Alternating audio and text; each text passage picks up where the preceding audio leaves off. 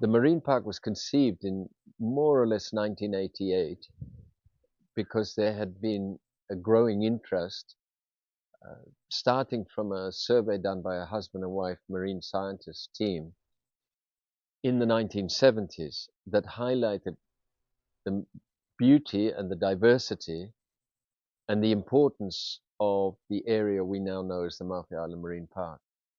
It has many different habitat types, but most of all, it's a breeding ground for the fisheries around the archipelago. And you must remember that that was 30 years ago. Since then, we've had many changes, mostly caused by man, and a lot now emerging as a result of climate change. But at that time, it was indeed a paradise. And it had not had any serious exploitation of any kind by fisheries because there was no cold chain, there was no trading chain from the fishing here to the markets in Dar es Salaam, or indeed any export markets. The whole economy of Tanzania had collapsed. All of the intermediate supply chains had collapsed due to all the challenges of things like shortages of fuel, the difficulty of importing new vehicles, no ice facilities in Mafia or anywhere else for that matter. So it was similar to the situation that was later to emerge in Eastern Europe, where again there had been a lack of what we call now development, and which leads to accidental conservation, as I call it. Let me go back to the tourism operators because they are the least important player in this ecosystem of ours in terms of the goal of conservation.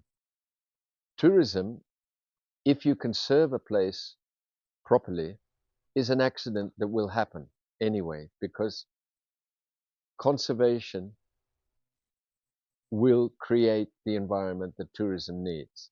But conservation in itself is not for tourism. It is for people, for the future, especially in a place like Mafia, where inside the marine park we have over 25,000 people who are dependent primarily on the marine environment.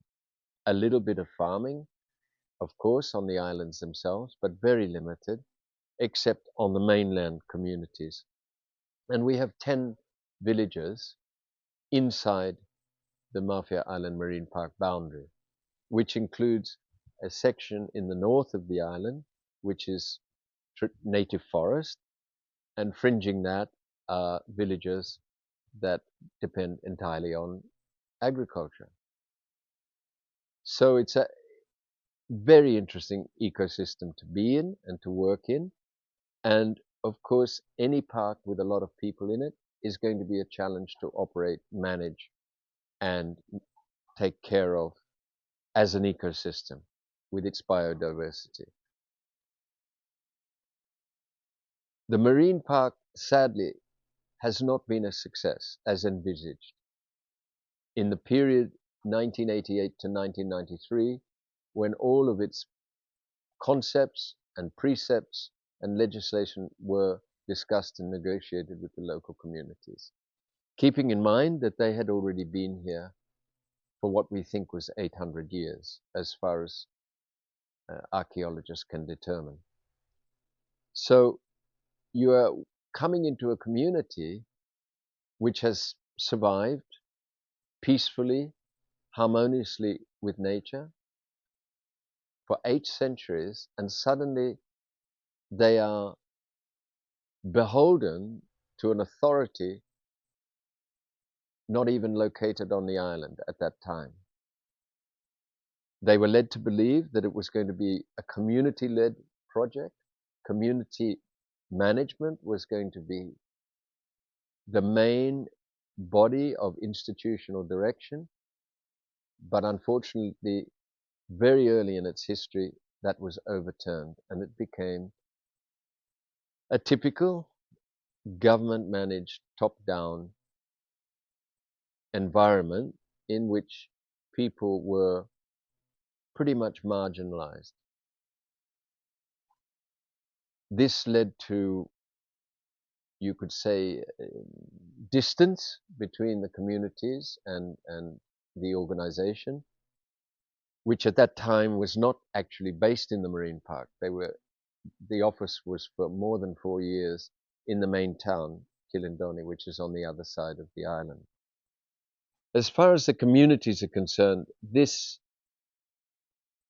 change in the line of involvement and cooperation that was brought about by the change in structure after the agreements were all made over that long period of discussion, and many other things to do with developing something at the local area and a traditional community, things that were important and things that were done very well, were all somehow tipped out the window.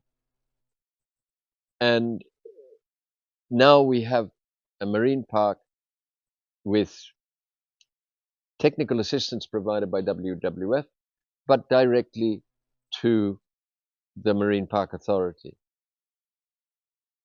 Although, to their credit, WWF did make a lot of effort with the communities, created good communication with the communities, but this was at the cost of alienating themselves from the Marine Park Authority itself, which was a government institution.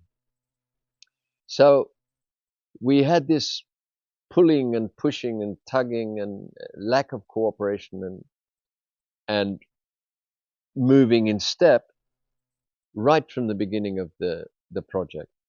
And unfortunately, that situation has never been reconciled in order for the marine park concept to move ahead. It's also been bedeviled by increases in marine park fees, by the loss of the funding created from that marine park revenue, which is now diverted to the center. It's diverted to the central government, most of it. A small proportion is left here, most of it administered by the district council, and some supposedly directly by the marine park in the form of community structures in the villages, such as clinics, an office for marine park management and for example, promoting conservation activities, and some educational things. In fact, on the ground, there's very little to show for it. So, in terms of the needs and the rights of the communities, I can say that we have been very unsuccessful. In view of this situation that has emerged, and the fact that we are now almost a generation down the road in terms of time, there was a second general management plan. Actually, I think it was a third, because in 2011 there was a second, but it was never published. So this was now a third attempt at a general management plan that might work. The study was conducted in 2020 and 2021. Somehow it coincided with the COVID situation, but nevertheless the work was done. Not very well, because there was very little linkage to the communities again. The report was produced, but it was produced only in English. So we, in the tourism community here in Mafia, we translated it into Kiswahili so that the local people could access it properly. I am told that this report has still not been officially accepted or approved, and that no decision has actually been made as a result of that study and of the idea of another general management plan, which we don't need. The original general management plan was a good document. What we needed was a review of what has been achieved, what didn't work well, what was not done that was crucial or critical to the functioning of the park, especially communication and coordination and cooperation with the communities. There has been very, very little of that. Government officials would say that they have been unable to communicate with the communities, and to a degree that is true because of the early alienation of the communities, and they felt that over a long period of time they could not see real benefits from this marine park. Tourism was here, tourism was generating revenues, but they were not staying here. They were not used for management of the marine park, operating patrols, operating boats, working with the communities, carrying out joint operations with the communities, getting them to get involved in taking care of their own resources. None of that that was written in the general management plan has been done. So unfortunately, we're at the point where I would say if you could repair the previous damage, I would say let's implement the first general management plan. But this cannot happen without financing and with the will to do so, which means a change in the institutional structure and a change in the financing, where the funds don't all go to the headquarters. Will that happen? It's most unlikely.